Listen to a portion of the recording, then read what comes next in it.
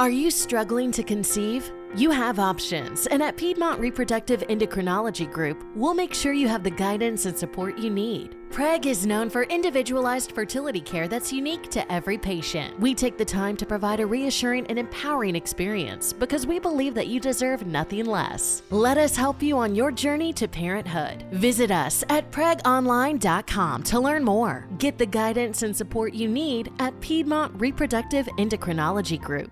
Judy was boring. Hello. Then Judy discovered ChumbaCasino.com. It's my little escape. Now Judy's the life of the party. Oh, baby, mama's bringing home the bacon. Whoa, take it easy, Judy. The Chumba life is for everybody. So go to ChumbaCasino.com and play over 100 casino-style games. Join today and play for free for your chance to redeem some serious prizes. ChumbaCasino.com. No purchase necessary. Void where prohibited by law. 18 plus terms and conditions apply. See website for details.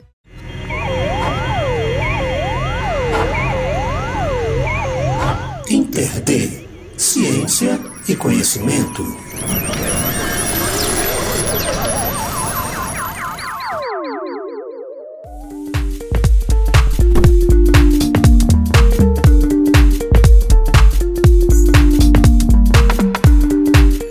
Olá povo, olá pessoas, eu sou a Adeluna e neste programa vamos passear por um tema deveras intrigante, o negacionismo científico na direita e na esquerda.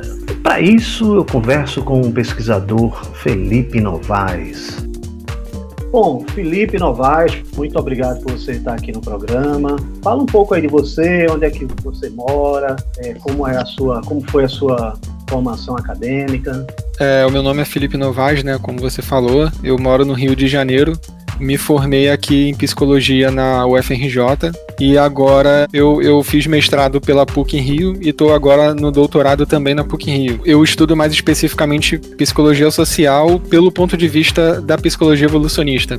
Então, o meu estudo do doutorado mais especificamente assim, ele tem a ver com eu estudo uma teoria que é uma teoria sobre a evolução da cognição humana, e aí eu testo umas hipóteses sobre se a cognição humana evoluiu por seleção natural, por seleção sexual, além da seleção natural. Então esse é meu tema. Só que eu acabei indo um pouco para outros temas, né? Inclusive o tema de negacionismo científico e tal, por interesses além do que eu faço exatamente. Oficialmente, né, no doutorado. Eu acho que eu sempre me interessei assim por essa relação entre crença, opinião e evidência. Eu acho que desde antes até de eu entrar na faculdade, para mim sempre foi um fenômeno curioso como que algumas pessoas negam práticas ou teorias evidenciadas e como outras pessoas acreditam em teorias ou práticas não evidenciadas. As duas coisas sempre me despertaram a atenção, então acho que foi mais ou menos isso que me levou para agora essa área também. No artigo, né, que você me passou, que eu li, né, você falou lá que as pessoas usam mais a intuição, a razão. Então, a gente geralmente pensa assim, os seres humanos são animais racionais, né? Então as decisões que a gente toma, as crenças que a gente formula, todas elas são formuladas com base na racionalidade. Só que a gente usa a racionalidade a menor parte do tempo, porque primeiro é mais custoso ficar pensando racionalmente o tempo todo. Se a gente pensasse realmente de forma racional o tempo todo, a gente não conseguiria tomar nenhuma decisão no cotidiano, porque a gente tem que pensar rápido no cotidiano. Então a gente pensa mais com base no que na psicologia social a gente chama de heurística. São atalhos mesmo, mentais. Grande parte da nossa tomada de decisão é feita com base nesses atalhos. É a forma como a nossa mente funciona. A nossa mente não funciona de maneira racional, na realidade. Se a gente for levar esse raciocínio pro contexto da ciência, eu poderia dizer que a ciência ela faz a gente usar uma forma de raciocínio que é muito pouco comum, que é justamente você tomar decisões com base em evidências e argumentos lógicos. A gente faz isso a menor parte do tempo, assim. Então a ciência já é interessante porque ensina a gente a ter uma tendência que é diferente da do cotidiano mesmo. É por isso que eu vejo o pessoal que trabalha com divulgação científica ou científico, o método científico é contra-intuitivo, né? Sim. Exatamente. o grande lance, assim, do método científico é que, se a gente for comparar o método científico com a forma como a gente pensa mais naturalmente, no cotidiano, que é uma forma mais intuitiva. O método científico, ele fornece ferramentas para que a gente tenha opiniões mais embasadas. A intuição, ela é embasada de alguma forma, né? Eu não estou querendo dizer que toda decisão intuitiva, ela é ilógica ou ela não é eficiente. Ela é eficiente, mas só que em determinados assuntos a gente precisa de mais do que isso. Por exemplo, se você for decidir, sei lá, se você vai tomar qualquer decisão ali mais cotidiana, a sua intuição é muito importante. Por exemplo, se você for fazer comida, às vezes intuitivamente você sabe o quanto de tempero tem que colocar ali no arroz, sei lá. Você sabe isso intuitivamente, não precisa medir. Mas, por exemplo, se você for pensar qual remédio você vai tomar para algum sintoma que você tem, você não pode pensar intuitivamente, entendeu? Porque você precisa de dados para embasar essa decisão, senão você pode ter consequências ruins. Então a intuição é boa, mas não necessariamente para tudo. Do mesmo jeito que a racionalidade, a ciência são boas, mas também a gente não tem como usar isso para tudo. No cotidiano não tem como usar o tempo todo. Ia ser uma loucura, né? O cara, para fazer tudo, a pessoa para fazer tudo tem que usar o científico. Na filosofia tem até uma história interessante que se eu não me engano o nome é o Asno de Buridan.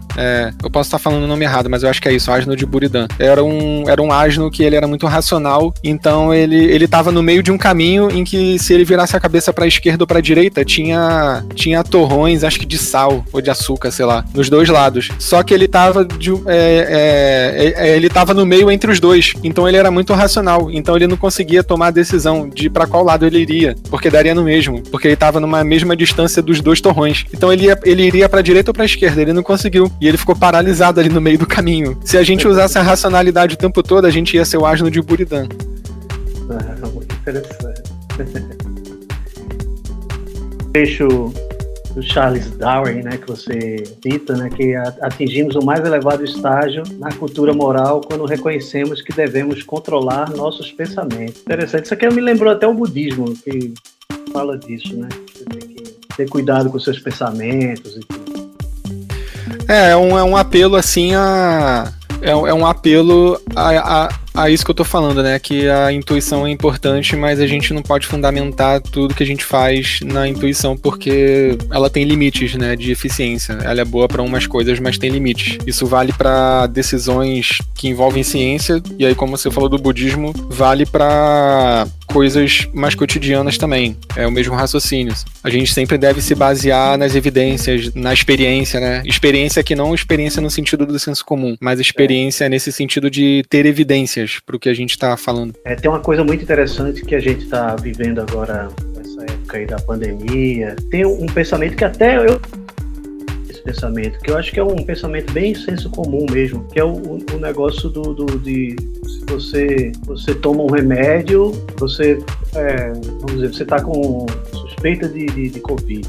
Aí alguém te diz, toma esse remédio aqui, faz esse tratamento, se curar. E aí a pessoa se cura e tudo, ó, tá vendo? Foi por conta desse remédio, por conta desse tratamento que eu me curei. Logo, é verdade. Isso é uma coisa intuitiva nossa, né? Mas é contra-intuitivo. Vai contra o método científico, né? Digamos assim.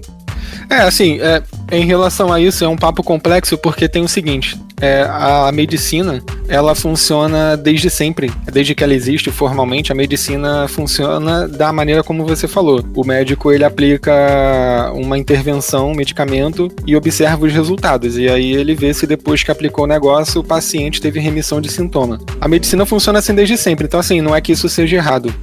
Só que, quando a gente tem um outro tipo de evidência, que não é essa evidência mais quente ali do cotidiano do médico, né? Ele aplicando os tratamentos e vendo o que acontece, a gente tem um outro tipo de evidência também, que é a evidência que você tem de estudos controlados, estudos quantitativos controlados. Tem o grupo controle, tem o grupo experimental, e você vê se o resultado da aplicação de uma intervenção é diferente.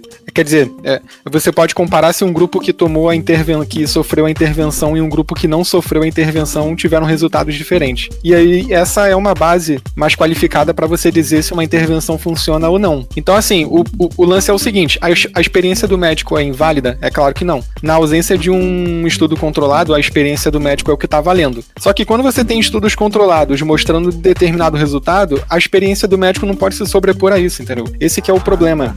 E nessa situação da Covid-19, o que começou a acontecer depois de um tempo foi isso. A Covid-19 surgiu, os médicos começaram a testar várias coisas ali que eles acreditavam que poderia surtir um efeito, só que começaram também a ser feitos estudos controlados. Por exemplo, é mostrando que cloroquina não funciona. Se você usa esses experimentos controlados, você vê que não funciona. Pelo menos os dados mostraram isso. Só que os médicos continuaram falando assim, não, mas eu vi no meu cotidiano aqui, que eu apliquei no meu paciente e ele ficou curado. Então, assim, são níveis diferentes de evidência. Um é mais qualificado do que o outro. Então, se você tem esse mais qualificado, você não pode dizer que o menos qualificado, ele é melhor, porque por definição ele não é. Pegando outro trecho aqui do seu artigo, né?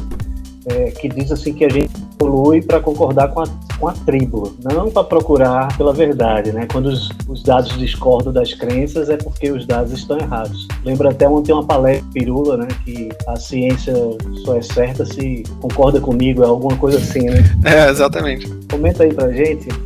Então, é exatamente essa a ideia, né? Os seres humanos, assim, somos uma espécie social. Eu até prefiro o termo tribal do que social, porque na realidade nós somos tribais, né? A gente evoluiu para formar uma rede de cooperações com certos indivíduos, e essa rede, ela acaba formando um grupo que vai cooperar ou rivalizar com outros grupos. Então a gente evoluiu para se relacionar dessa forma, e é muito difícil não fazer isso no cotidiano. A polarização política está aí para comprovar esse ponto. Então, isso significa uma coisa que é meio inconveniente para quem trabalha com conhecimento e evidência. A gente não evoluiu para ter raciocínios acurados, a gente não evoluiu para buscar a verdade, a gente não evoluiu para considerar evidências. A gente evoluiu para fazer qualquer coisa que fortaleça a coesão grupal. Se ir contra as evidências for essa coisa, a gente vai fazer. E a gente vê isso o tempo todo.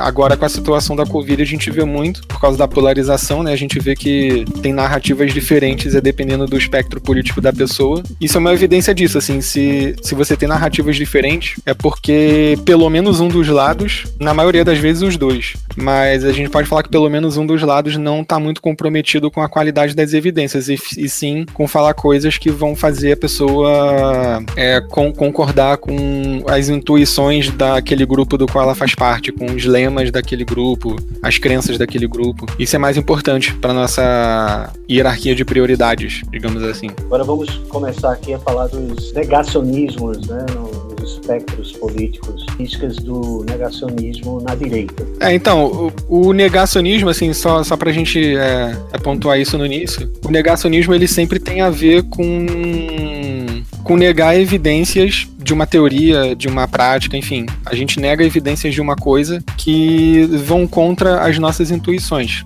E aí essas intuições podem ser intuições produzidas por um grupo específico. Aí no caso da política é uma intuição que tem um cunho político. Então, por exemplo, a direita. Quais são as intuições da direita que geralmente faz as pessoas de direita serem negacionistas? São intuições, em primeiro lugar, que tem a ver com ideologia. Então, assim, geralmente não é uma regra isso, mas existe uma tendência de que pessoas de direita sejam mais a favor de livre mercado do que pessoas de esquerda. Então, se você tem evidências para alguma coisa qualquer, mostrando que é melhor ter intervenção no mercado, essa pessoa, ela sendo de direita, ela não vai concordar que tem que ter intervenção no mercado. Ela vai dizer que, na verdade, esses dados são mentirosos, ou foram fraudados, ou não tem qualidade suficiente. É o que a gente viu, por exemplo, no século XX com as evidências sobre a intervenção humana, a ação humana influenciando o aquecimento global. É o que a gente viu com esse caso clássico das indústrias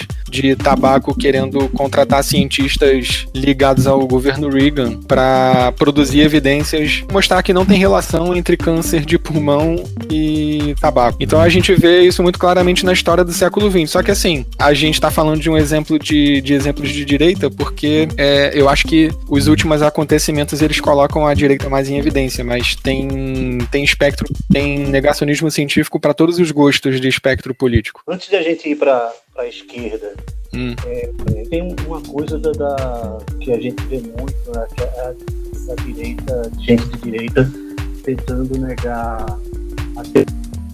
Então, assim, é o pessoal de direita mais religioso, né?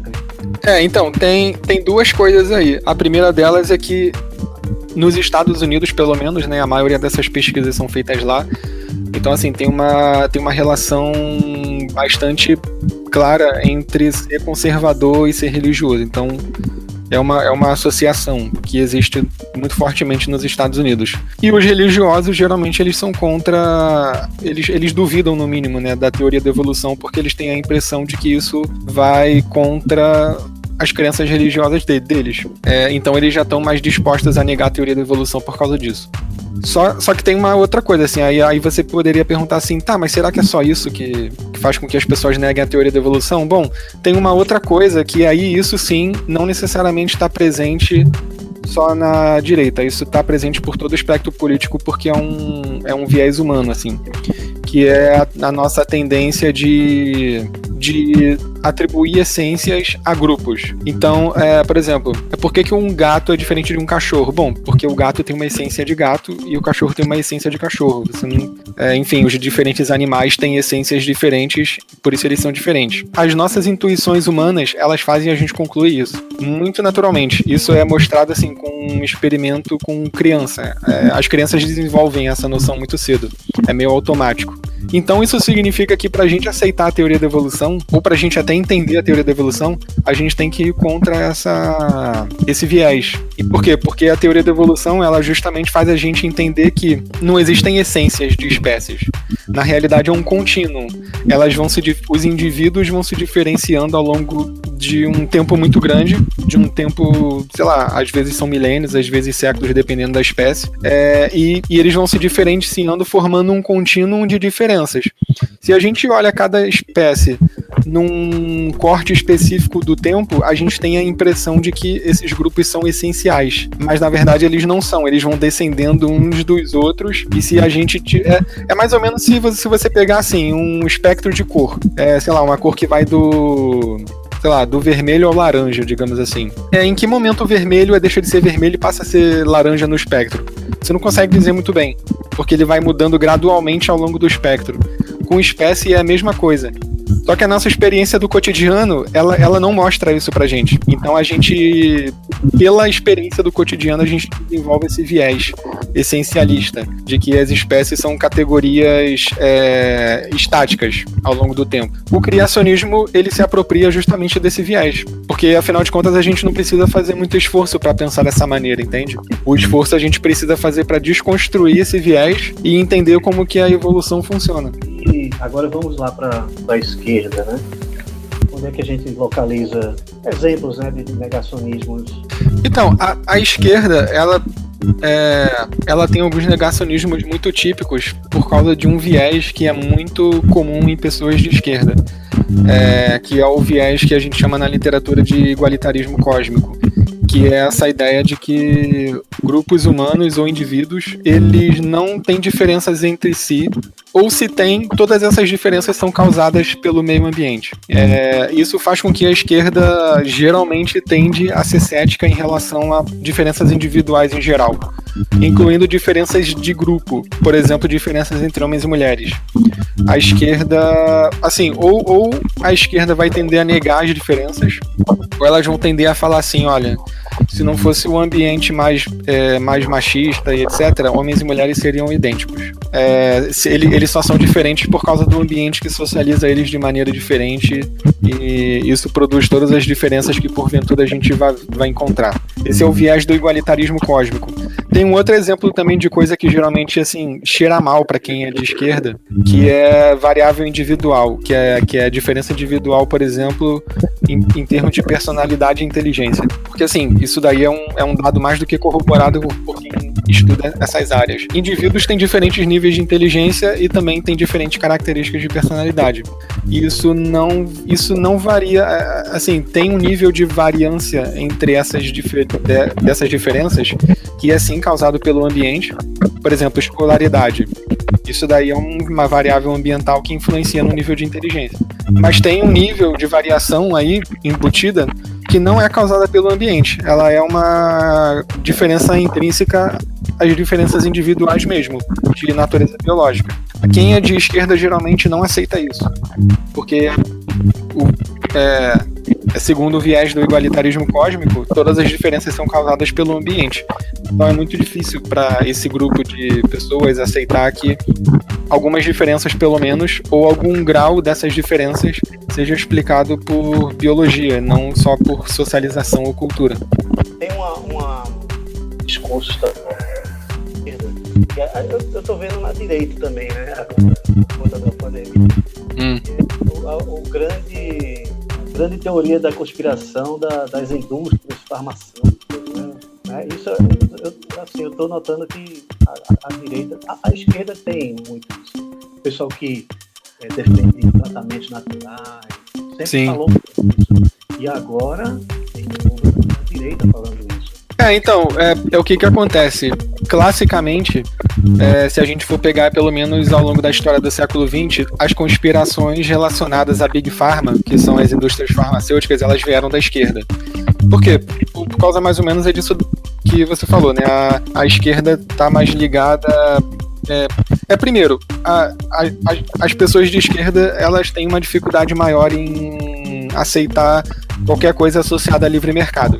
E nada mais livre mercado do que grandes empresas. Então elas têm uma intuição de que o que vem de grandes empresas tem alguma coisa errada aí. Então as conspirações da esquerda por um grande período de tempo, assim, por um longo tempo, elas tiveram como protagonista a indústria farmacêutica. Só que agora, eu não sei se é um fenômeno ainda muito bem mapeado, mas me parece que a direita está crescendo bastante essa ideia, não do livre mercado exatamente, mas essa ideia de que você tem que criar fronteiras nacionais mais bem definidas. E que o trabalhador médio está sendo prejudicado ou pelo próprio governo de esquerda ou por grandes empresas que são globalistas, né? Que é um termo aí que está sendo bastante usado. Então eu acho que esse tipo de desconfiança das empresas está nascendo na direita por causa disso. A direita está enxergando as empresas como uma espécie de internacionalização ou sei lá, um indício de globalismo. Tem alguns setores da direita específicos, não é toda a direita, que eles têm problemas com grandes empresas, e a Big Pharma são grandes corporações, né?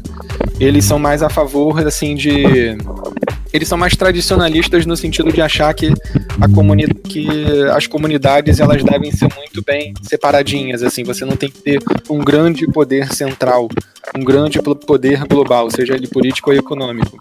São as mesmas pessoas que falam que a ONU é comunista, por exemplo. Esse mesmo grupo da direita, que não é toda a direita, mas é algum grupo ali dentro, eles têm problema com esses poderes muito grandes, entendeu? É por isso que eles desconfiam da Big Pharma. Mas veja bem, a desconfiança deles não é com o livre mercado. A desconfiança deles é com a concentração de poder. O que é diferente da esquerda, entendeu? A desconfiança da esquerda com a Big Pharma é o lance do livre mercado. É o neoliberalismo, assim. Se você for pegar a literatura dessa área, você vai ver que o que a esquerda geralmente fala do neoliberalismo é muito parecido com o que a direita fala sobre globalismo. São coisas que têm algum fundo de realidade ali, se você for olhar, mas que os extremos dos dois espectros usam como tema recorrente em teoria da conspiração. É o neoliberalismo malvadão e o globalismo malvadão, que eu chamo. Bom, muitíssimo obrigado aí, Felipe Novaes. Bom, infelizmente tivemos alguns probleminhas técnicos ao final da entrevista. A gente não conseguiu colocá-la toda, mas fazer o quê, né? Felipe tem oferecido alguns cursos online sobre questões que envolvem negacionismo, desinformação e outros temas. Eu vou deixar o link do Twitter dele lá no site interd.net.br. É um endereço um pouco complicado, o Felipe, ele mesmo reconhece isso, né? E lá no site, no Interd, a gente vai também poder, você, né, vai poder ouvir 2 músicas que o Felipe Novaes sugeriu, e convido vocês também a nos seguirem nas redes sociais, né, no Instagram, no Facebook e no Spotify, onde também publicamos entrevistas e listas de músicas. O InterD é produzido e apresentado por este que vos fala, Adeluna, com trabalhos técnicos de Pedro Santos e apoio cultural do Estúdio Bacamarte.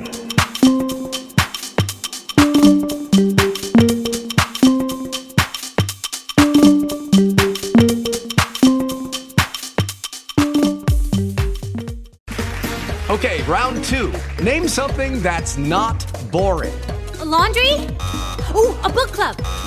Computer solitaire, huh? Sorry, we were looking for Chumba Casino. That's right. ChumbaCasino.com has over 100 casino-style games. Join today and play for free for your chance to redeem some serious prizes. ChumbaCasino.com. No purchase necessary. Void where prohibited by law. 18 plus. Terms and conditions apply. See website for details. Wells Fargo presents one of the surest ways to grow your money. A Wells Fargo CD account, where you can earn a 5.00% annual percentage yield on an 11-month term with a minimum opening deposit of $5,000. Visit a Wells Fargo branch or wellsfargo.com/CD rates to open a CD account and start growing your savings with us. Wells Fargo Bank, N.A., member FDIC.